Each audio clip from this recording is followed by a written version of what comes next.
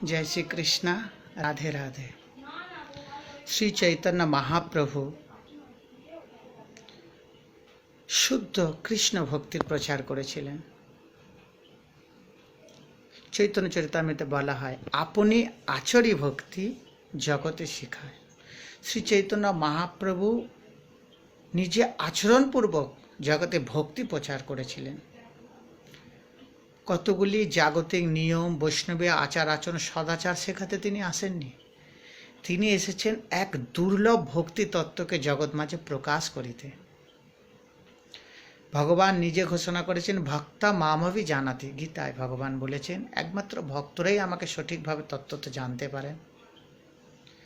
যাত্রা মম ভক্ত গায়ন্তী তত্ত্ব তৃষ্ণামি নারদ। নারদ মুনিকেও ভগবান বলেছেন, যেখানে আমার ভক্তরা থাকেন, গুণগান করেন আমার, আমি সেখানেই থাকি। কারণ ভক্ত আমার মাতা পিতা, ভক্ত আমার প্রাণ। ভগবানের বাণী, স্বয়ং ভগবান তাই তো বলেছেন, মদ ভক্ত পূজা অব্যাধিক। আমার থেকে আমার ভক্তের পূজা শ্রেষ্ঠ। কারণ ভক্তের হৃদয়ে সদা গোবিন্দ বিশ্রাম। তো যে শ্রীকৃষ্ণ ভক্তিকে যুগ যুগ ধরে ঋষি মুনিরা অন্বেষণ করেছেন, শ্রী চৈতন্য মহাপ্রভু সেই দুর্লভ গুপ্ত প্রেম, ব্রজের গোপিকাদের হৃদয়ে যে কৃষ্ণ ভক্তি, যে কৃষ্ণ প্রেম, যাহা ভাগবতে বর্ণিত হয়েছে, সেই গোপীগণের প্রেম ভক্তিকে শ্রী চৈতন্য মহাপ্রভু আস্বাদনপূর্বক রূপ সনাতন গোস্বামীদের বিতরণপূর্বক সারা জগতে দান করেছেন।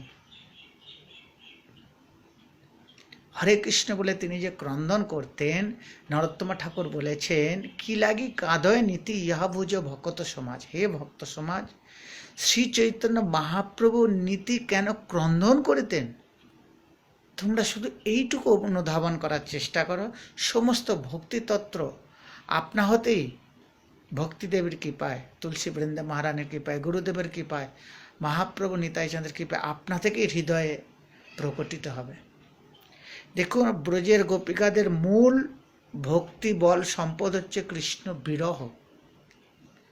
গণের হৃদয়ে যে অফুরন্ত কৃষ্ণ প্রেম, অপার ভালোবাসা শ্রীকৃষ্ণের প্রতি, যে নিষ্কাম ভক্তি, যা উদ্ধবজি পর্যন্ত বিস্মিত হয়ে গেছিলেন এই ব্রজ গোপিকাদের ভক্তি দেখে।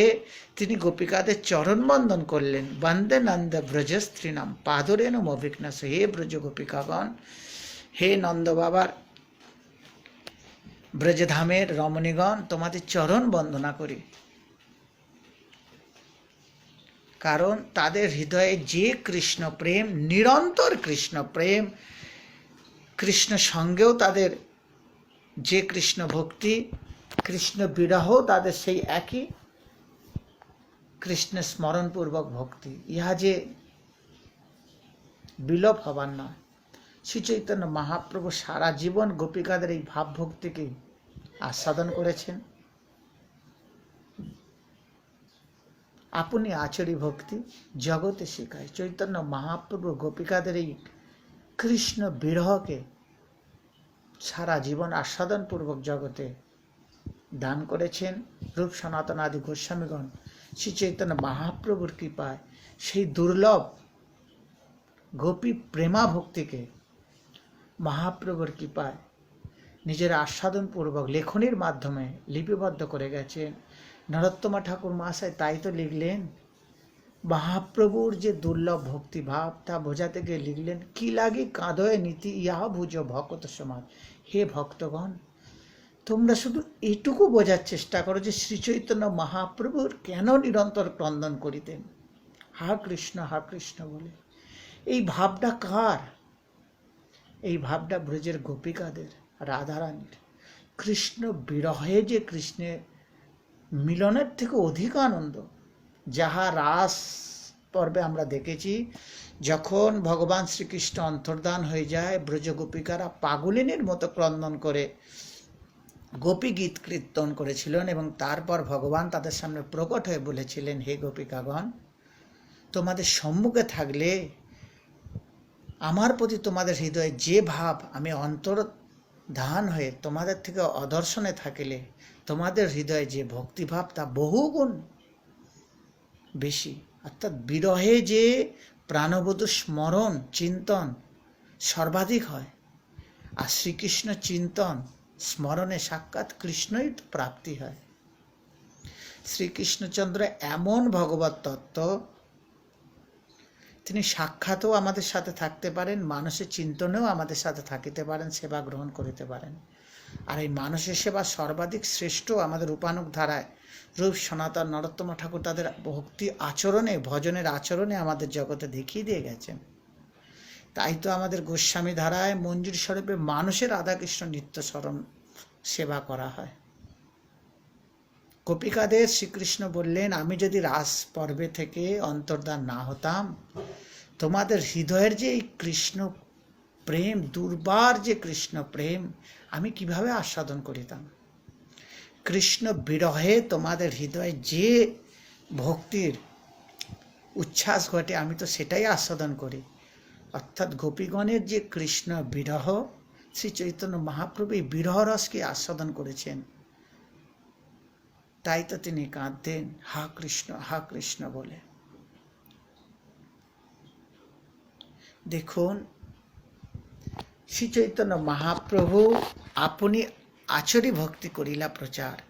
শাস্ত্রে শ্রীকৃষ্ণের অনেক প্রকারের ভক্তির কথা বলা আছে, দাস্যভাবে, সখ্যভাবে, বাৎসল্যভাবে, সর্বোপরি মধুর রসের অর্থাৎ গোপী ভাবামৃত আস্বাদনকারীর ভক্তের হৃদয়ে যে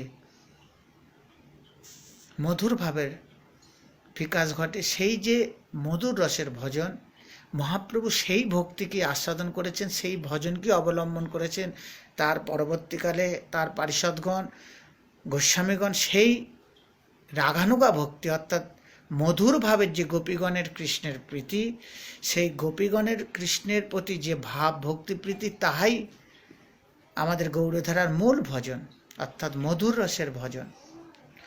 ভাগবতে এই মধুর রসের ভজনের কথা খুব সুন্দরভাবে গোপী গীতের মাধ্যমে, ভ্রমর গীতের মাধ্যমে তুলে ধরা হয়েছে। সেই ভাগবতমের ভক্তিকেই, সর্বোচ্চ ভক্তিকেই চৈতন্য মহাপ্রভু জগতে বিতরণ করেছেন। আমাদের এগুলো জানার প্রয়োজন আছে। দেখুন, শ্রী চৈতন্য মহাপ্রভু ছিলেন ভক্ত শিরোমণি, দাতা শিরোমণি। তিনি যখন গম্ভীরায় থাকতেন, ভাবা যায় না তিনি সন্ন্যাস নিয়ে গম্ভীরায় সারা জগতের প্রতি তিনি একটি প্রস্তর খণ্ড অর্থাৎ পাথরের উপর মাথা রেখে তিনি পাথরের উপরই শুতেন মেঝেতে। একসময় জগদানন্দ পণ্ডিত তার জন্য একটি বালিশের ব্যবস্থা করেছিলেন এবং একটি চাদরের ব্যবস্থা করেছিলেন। মহাপ্রভু তিরস্কার করেছিলেন যে আমি সন্ন্যাস, আমি সাধু, আমার ধর্ম ত্যাগের, বৈরাগ্যের। শীতকালে তাই তার ভক্তরা কলা পাতার ছোট না কেটে গম্ভীরায় যে ঘরে মহাপ্রভু থাকতেন পেতে রাখতেন। তবু মহাপ্রভু কখনো বালিশ, বিছানা, চাদর এগুলো গ্রহণ করেননি। সাধুতা সহজ জিনিস নয়, বহু দুর্লভ। দেখুন, সেই চৈতন্য মহাপ্রভুকে যখন রায় রামানন্দ স্বরূপ দামোদর বলিলেন যে রাজা প্রতাপরুদ্ধ, উড়িষ্যার রাজা প্রতাপরুদ্ধ আপনার দর্শন চায়, আপনাকে একবার দেখিতে চায়, আপনার নিকটে আসতে চায়। মহাপ্রভু বলিল, আমি রাজদর্শন করি না, বিষয়ের অন্ন খাইলে বিষয় হয় মন। ঠিক রাজদর্শনও বিষয় হয় মন। মহাপ্রভু এতটাই ব্রজের গোপীভাবে ভাবামৃতে, এতটাই কৃষ্ণ ভাবামৃতে মগ্ন থাকতেন, তিনি জাগতিক কোনো বিষয় গ্রহণ করতেন না, বিষয় মানুষের সঙ্গও করতেন না। কিন্তু রাজা প্রতাপরুদ্ধ এতটাই মহাপ্রভুর দর্শনের জন্য ব্যাকুল, স্বরূপ দামোদর রায় রামানন্দকে বারংবার বলিতে লাগলেন এবং তারা পুনরায় মহাপ্রভুর কাছে গম্ভীরায় বললেন, একটিবার রায় রামানন্দকে দর্শন, একটিবার রাজা প্রতাপরুদ্ধকে দর্শন দিন। রায় রামানন্দ বলিলেন মহাপ্রভুকে, মহাপ্রভু বলিলেন, এরপর যদি আমাকে পুনরায় বলো বিষয় লোকের দর্শন করতে, আমি পুরীধাম ত্যাগ করিব। আর কেউ একটাও প্রশ্ন করলেন না, আর কোনো কথা বললেন না। এই রথের সময় যখন চৈতন্য মহাপ্রভু রথ টানিতে টানিতে একটি উদ্যানের কাছে এসে বিশ্রাম নিলেন, স্বরূপ দামোদর রায় রামানন্দ রাজা প্রতাপরুদ্রের ব্যাকুলতা দেখে, গৌর প্রীতি দেখে মুগ্ধ হয়ে বলিলেন, মহাপ্রভু উদ্যানে শয়নরত অবস্থায় আছে, তুমি সাধারণ বেশে দর্শন করিতে পারো। যখন মহাপ্রভু গম্ভীরায়, জয় রাধে, ঠিক রথের সময় যখন মহাপ্রভু একটি উদ্যানে বিশ্রাম করছিলেন, স্বরূপ দামোদর রায় রামানন্দ যুক্তি করল রাজা প্রতাপরুদ্রের সাথে মহাপ্রভু সাক্ষাৎ করাইবেন। রাজা প্রতাপরুদ্রের গৌর প্রীতি দেখে তারা মুগ্ধ হয়েছিলেন। রাজা প্রতাপরুদ্র একটি সাধারণ বেশ ধারণ করে যখন মহাপ্রভুকে দর্শন আইলেন, স্বরূপ দামোদর শিখাইয়া দিলেন মহাপ্রভু ভক্তির বশ, গোপী ভাবামৃতে নিরন্তর ডুবে থাকেন। তাই গোপীদের হৃদয়ের যে ব্যাকুলতা, গোপী গীত তুমি কীর্তন করো, তাতেই মহাপ্রভু প্রসন্ন হয়ে যাবেন। তো রায় রামানন্দ মহাপ্রভুর ভাব, হৃদয়ের ভাব জানতেন। তিনি রাজা প্রতাপরুদ্রকে একটি শ্লোক শিখিয়ে দিয়েছিলেন, যে গোপী গীতের সেই 9 নম্বর শ্লোক, সেই শ্লোকটি কীর্তন করতে করতে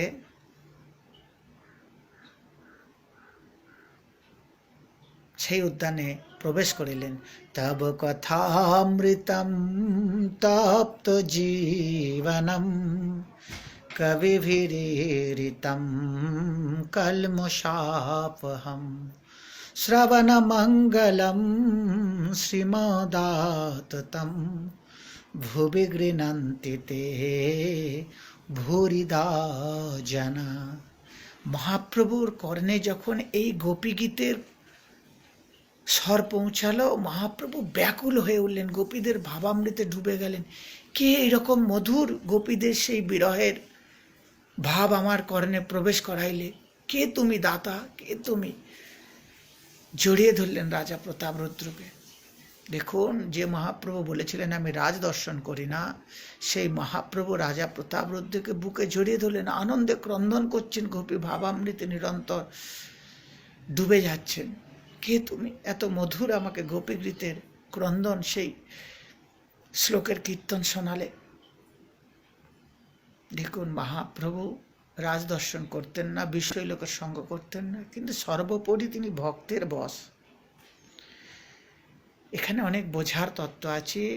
যে মহাপ্রভু রাজা প্রতাপরুদ্রের দর্শন চাইতেন না, দর্শন করতে দিতেনও না, সেই রাজা প্রতাপরুদ্রকে বুকে জড়িয়ে ধরলেন কিসের জন্য? ব্রজের এই গোপী ভাবামৃত আস্বাদনের নিমিত্তে।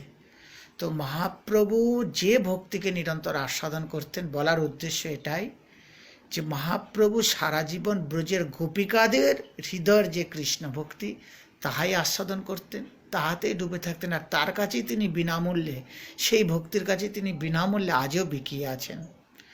আজ যে সমস্ত সাধু মহাত্মা বাবাজিরা একান্তে সাধুতা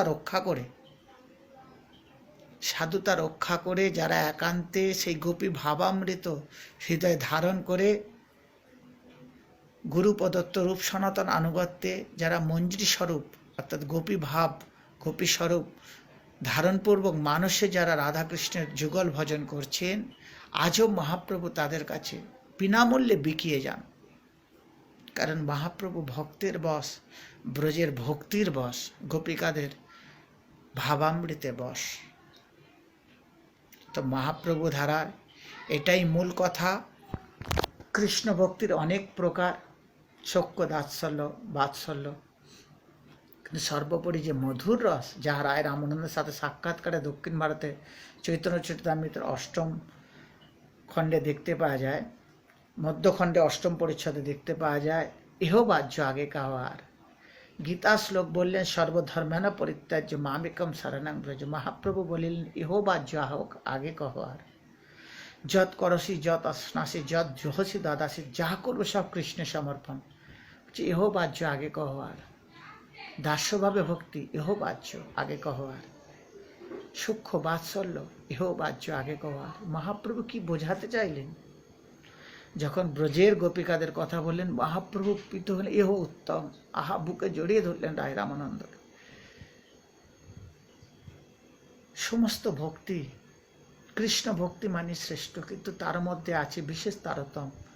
ব্রজের গোপিকাদের যে ভক্তি তা হচ্ছে সর্বোত্তম, সর্বশ্রেষ্ঠ, যার কাছে ভগবান শ্রীকৃষ্ণ বিনামূল্যে বিকিয়ে যান, মহাপ্রভু বিকিয়ে যান।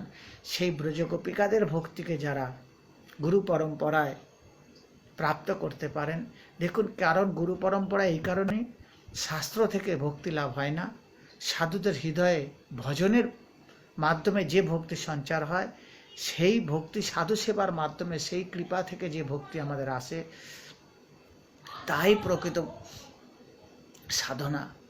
শাস্ত্র পড়ে আমরা জানতে পারি, কিন্তু সাধুসঙ্গ গুরু কৃপায় আমরা ভক্তি লাভ করতে পারি। আমাদের মহাপ্রভু দ্বারা রূপ সনাতন রঘুনাথ নিরন্তর এই গোপী ভাবামৃত আস্বাদন পূর্বক মঞ্জুরি স্বরূপে সাধনা করেছেন, গোপী ভাবের সাধনা করেছেন।